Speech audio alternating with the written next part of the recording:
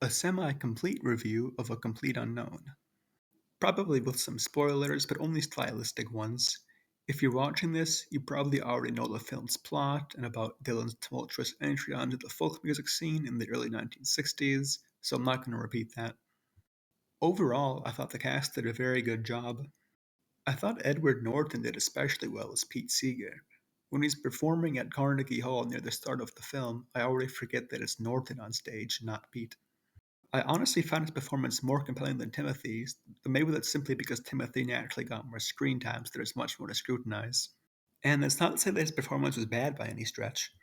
Chalamet does a great job imitating Dylan's inflections, trademark nasally sound, and folksy Midwestern side, especially as he's meeting Woody and Pete for the first time.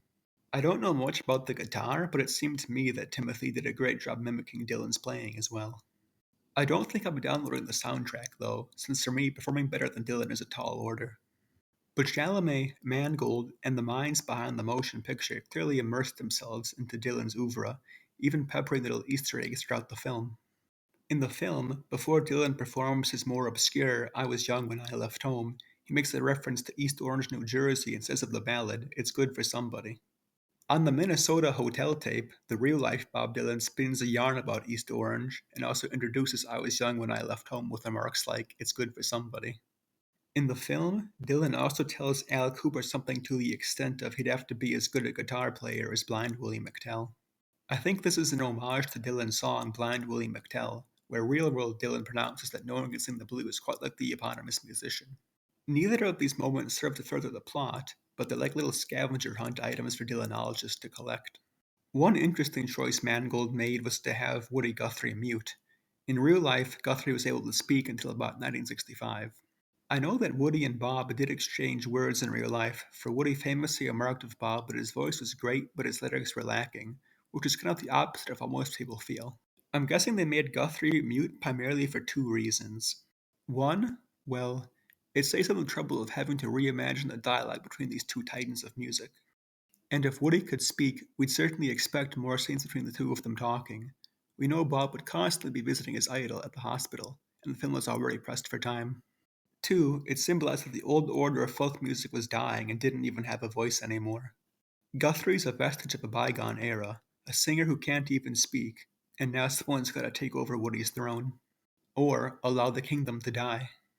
So really, it heightens the gulf between the folk revival musicians like Bob and the Depression era OG folky troubadours like Woody. Still, I couldn't help but find it a little dehumanizing that they had to depict Woody as mute and somewhat brutish, banging on the wall in his nightstand to express himself. But this was a pretty minor issue. After all, it's a movie about Bob and not Woody. And getting back into Bob, the film does a pretty good job showcasing Dylan's eclectic musical influences and how he synthesized different genres into something new. Midway through the film, he performs with a fictional Delta blues singer on Pete Seeger's Rainbow Quest, played by Big Bill Morganfield. Dylan emulates the musician's style but converts it into something new. And Dylan sings a verse from It Takes a Lot to Laugh, It Takes a Train to Cry. Several of the verses of this Dylan song were borrowed and modified from earlier blues songs, such as Alabama Woman Blues.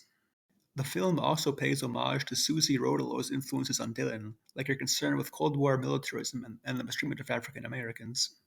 It's only after her introduction that we see Dylan perform his first overtly politically charged song in the film, Masters of War. And it's done in the midst of the Cuban Missile Crisis, no less. But Dylan has to ask Susie what CORE stands for, again, which is a gentle reminder that Dylan was never a dyed-in-the-wool activist. As committed to causes like racial equality as he might have been, Dylan used civil rights more so as a springboard from which he could produce musical works of art. Which is why, after a blip from Dylan's performance during the March on Washington, we don't hear much more of social justice in the film. But I will say, I feel there was a missed opportunity for exploring Bob's influences, Bertolt Brecht. In the film, Dylan twists Susie's arm in the Seeing a Betty Davis film instead of visiting a Picasso exhibit. It would have been interesting if they would have shown the couple watching a performance of Pirate Jenny from Brecht's Threepenny Opera or something instead. I'm not a cinephile. I don't know much about that Betty Davis film nor its significance, aside from the fact that it's a segue for Dylan and Rodolo to discuss self-reinvention and maybe a possible homage to Dylan's line about her on Desolation Row. I just felt that the neglect of Brecht was a bit of an oversight. especially since Dylan's earlier remarks about Little Richie already established that he had an ear to pop culture. So this scene seemed like a replaceable one to me. On another note, I recall Dylan claiming in Chronicles how he scoured through the New York Public Library newspaper archives looking for creative inspiration. This would have made for an excellent additional scene, especially since the film doesn't have much to say about his creative process, other than that it involved being a pretentious twerp to his lovers. For the most part, as far as the audience knows, Dylan's just grabbing lyrics out of thin air. Getting into the film's message, one of the key themes of the film, and of course Dylan's life, is Bob's refusal to be categorized. The film makes this abundantly clear from the start, like when Bob speaks fondly of Little Richie to a dismissive Pete Seeger. And this is happening, mind you, just after Bob drifted into New York City and met his folksy idol, when his career as a folk musician is just beginning. If I recall correctly, Dylan lamented in Chronicles that the rock scene was stagnant after the death of Buddy Holly. Him venturing into the folk music scene wasn't because he swapped teams, so to speak, but because he was looking for a genre with more action going on at the moment. And we see in the movie how Dylan is pigeonholed into the genre. He's first forced to sing covers of existing tunes, and then, after being established as a folk singer, forced to only perform his protest songs. And many people around him caution him against expanding his repertoire and innovating outside of the genre. But resistance labeled is a double-edged sword. Yes, it might allow you to more thoroughly express your inner self, but the end result is often isolation and solitude, since not playing by anyone else's rules means not playing with anyone else at all. Hence why even after Dylan goes electric at Newport, he feels as lost and lonesome as ever. But here's where I thought the film was lacking. I don't know that Dylan is portrayed as multidimensional enough. For the most part, the film leans into Dylan as the tortured artist. I couldn't help but feel that they made him out to be too somber while not fully depicting his freewheeling, lackadaisical side. We get it, he dealt with inner turmoil and struggled against conformist, but he was also a guy who had a penchant for making people laugh as much as listen. That's a side I would have liked to see them explore more. I also feel that we didn't get a satisfactory glance at Dylan's Greenwich Village. We do see Dylan performing at Gertie's Folk City, the Gaslight, and Cafe Wah, but only for brief moments. I also can't help but ask, where is Phil Oakes? Ramblin' Jack Elliott? We do get Dave Van Ronk, but his role is negligible, to the point where he's as significant as the props in the background. I get that you can only depict so much of Dylan's early career in a film already pushing over 2 hours, but I'm left with the feeling that Greenwich Village still didn't get its proper due.